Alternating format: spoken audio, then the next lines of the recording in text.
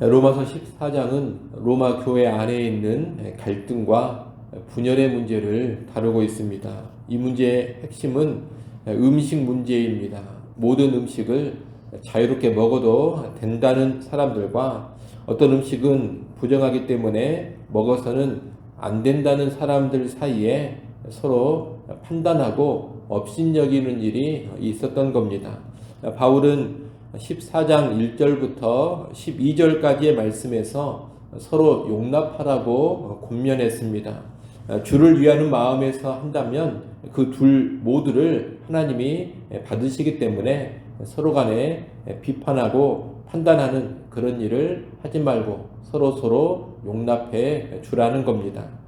그에 이어지는 오늘 말씀은 특별히 모든 음식을 자유롭게 먹을 수 있는 사람들, 다시 말하면 믿음이 강한 사람들에게 초점을 맞춘 권면입니다. 왜 믿음이 강한 사람들에게 다시금 초점을 맞추어서 권면을 하느냐? 교회에 분쟁이 발생했을 때 믿음이 강한 자들에게 더 무거운 책임이 있기 때문입니다. 바울은 13절에서 서로 비판하지 말고 부딪힐 것이나 거칠 것을 형제 앞에 두지 말라고 합니다. 이 말씀은 로마 교회 안에 있는 두 그룹 모두에게 주는 권면입니다만 실상 초점이 어디에 가 있느냐? 믿음이 강한 자들에게 가 있습니다. 믿음이 강한 사람들이 음식 문제를 가지고 믿음이 약한 자들 앞에 부딪히거나 거칠 것을 두지 말라는 겁니다. 원칙을 따진다면 모든 음식은 그 자체로 부정한 것이 하나도 없습니다. 다만 그 음식을 부정하다고 생각하면서 먹는 그 사람에게만 부정한 것이 될 뿐입니다. 스스로의 신앙 양심에 거리끼는 일을 하기 때문에 그 사람에게 부정한 것이 되는 겁니다. 따라서 원칙을 따진다면 음식 그 자체는 모든 것이 다 깨끗하기 때문에 아무 음식이나 마음대로 자유롭게 먹어도 상관이 없습니다. 하지만 바울은 그렇다 해서 믿음이 강한 자들이 함부로 행동해서는 안 된다고 말하는 겁니다. 믿음이 강한 자들이 볼 때 음식을 가리면서 먹는 사람들은 전통에 매여 있는 율법의 규례에 여전히 매여 있는 편협한 사람들로 보입니다. 그래서 그런 사람 앞에서 자기가 가지고 있는 자유를 자랑하고 과시할 수 있습니다.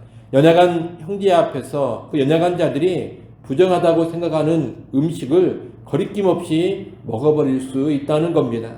그런데 이런 행동은 연약한 형제를 실족해 하는 일이 됩니다. 믿음이 강한 자가 이런 행동을 하면 연약한 형제는 둘 중 하나의 반응으로 가게 됩니다.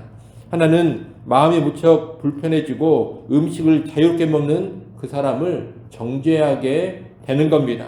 먹어서는 안 되는 음식인데 저렇게 함부로 먹고 있구나. 저 사람이 큰 잘못을 하고 있다. 이런 식으로 그 사람을 판단하고 정죄하게 된다는 겁니다. 또 하나는 믿음이 강한 사람이 편하게 그렇게 자유롭게 음식을 먹으면 그 분위기에 이끌려서 마지못해 자기도 따라서 음식을 먹을 수가 있습니다.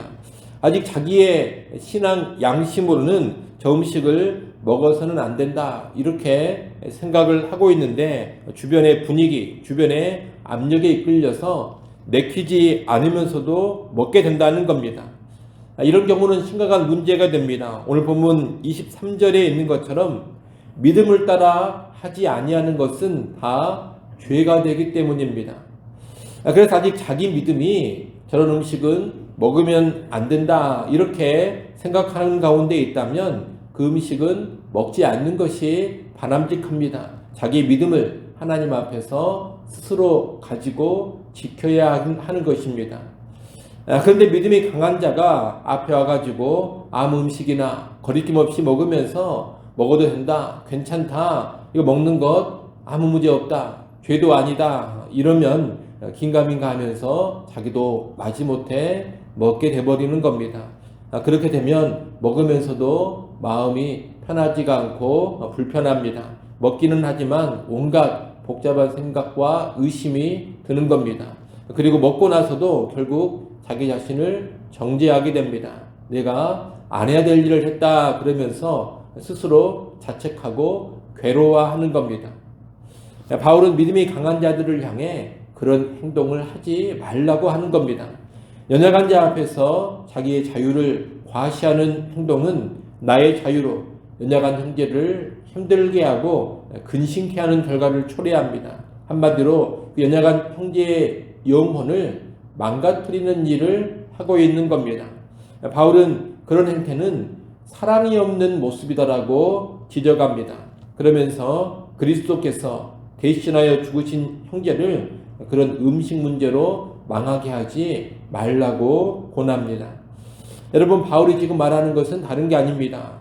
우리는 모든 음식을 편하게 먹을 수 있는 자유가 있지만 그 자유보다 더 중요한 게 있다는 겁니다. 그게 뭡니까? 연약한 형제를 지켜주며 공동체를 세우는 것입니다. 만일 믿음이 강한 자가 음식 문제를 가지고서 교회 안에 연약한 형제들을 힘들게 하고 불화와 분쟁을 일으킨다면 이것은 공동체에 덕이 되지 않습니다. 그리고 이런 일로 인해서 우리의 선한 것이 비방을 받게 되는 겁니다. 바울은 17절에서 하나님의 나라는 먹는 것과 마시는 것이 아니라고 합니다. 음식을 먹냐 안 먹냐 이런 게 하나님 나라에서 중요하지 않다는 겁니다. 하나님 나라의 본질은 성령 안에서 의와 평강과 희락입니다. 의로움을 추구하며 평화와 기쁨을 누리는 것, 이것이 하나님 나라의 본질인 겁니다. 그런데 한낱 음식 문제로 서로를 비방하고 판단하는 죄를 짓고 공동체에 불화가 일어나고 신앙생활의 기쁨이 사라지게 된다면 그것은 하나님 나라의 본질을 벗어나는 겁니다. 교회는 가끔 사소한 일들을 가지고 큰 싸움을 벌이곤 합니다. 그냥 넘어가도 되고 이래도 그만 저래도 그만인 일들을 가지고 서로를 비난하고 갈등과 반목을 일으킨다는 겁니다. 그래서 서로 간에 죄를 짓고 공동체의 평화가 깨져버리고 공동체의 기쁨이 사라져버립니다. 바울은 19절에서 화평의 일과 서로 덕을 세우는 일을 힘써야 한다라고 말합니다. 화평의 일이라는 것은 서로 비방하거나 다투는 일을 하지 않고 평화를 추구하는 일을 뜻합니다. 덕을 세우는 일이란 공동체에 거리끼는 일을 하지 않으므로 공동체를 견고하게 세우는 것을 뜻합니다. 이러한 것을 위해서 특별히 누가 깨어 있어야 하느냐? 믿음이 강한 자들이 깨어 있어야 합니다. 만약 음식 때문에 공동체 안에서 분쟁이 일어난다면 이것은 누가 먼저 양보해야 하느냐? 믿음이 강한 자가 먼저 양보를 해야 하는 일입니다. 자기 자신은 자유할 수 있지만 화평의 일과 공동체의 덕을 세우기 위해서 자기의 자유를 제어할 줄 알아야 하는 겁니다. 자기의 자유 하나 누리는 것, 음식 마음대로 먹는 그런 일을 가지고서 하나님의 사업, 하나님의 일을 무너뜨려서는 안 되는 겁니다. 오늘 본문 20절, 21절 말씀을 같이 한번 읽어보겠습니다. 20절, 21절 말씀 함께 읽습니다. 음식으로 말미암아 하나님의 사업을 무너지게 하지 말라. 만물이 다 깨끗하되 거리낌으로 먹는 사람에게는 악한 것이라.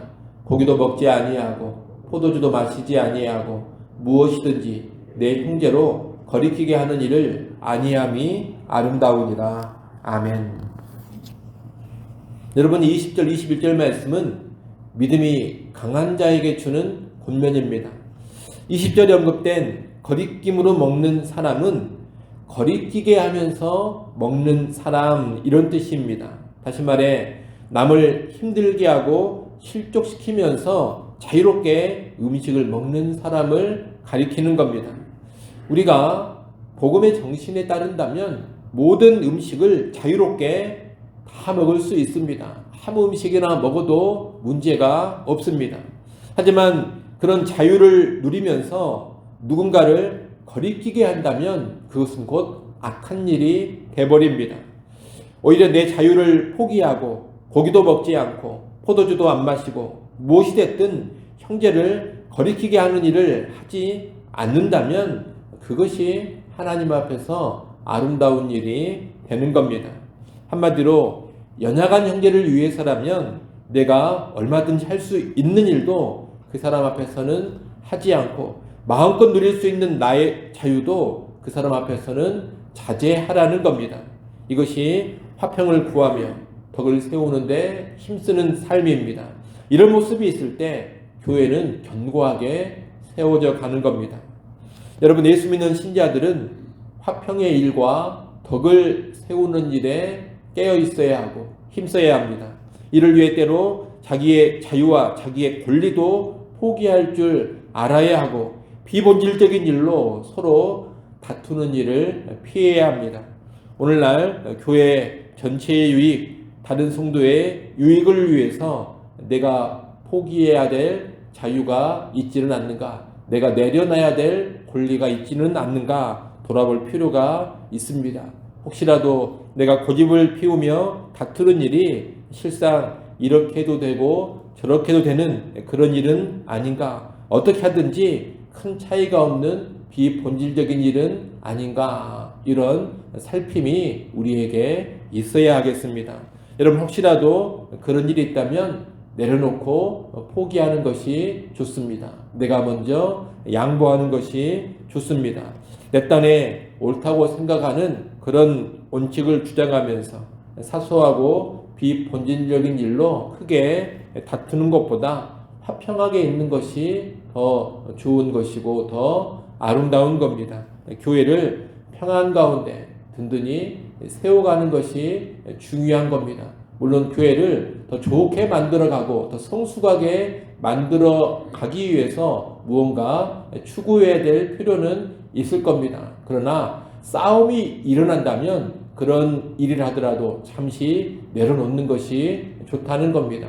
추구하면서 아무런 싸움이 일어나지 않는다면 더 성숙한 모습으로 나아가되 그 과정에서 갈등과 다툼이 심하게 일어난다면 먼저 내려놓고 양보하는 것이 훨씬 더 교회의 유익이 되는 겁니다.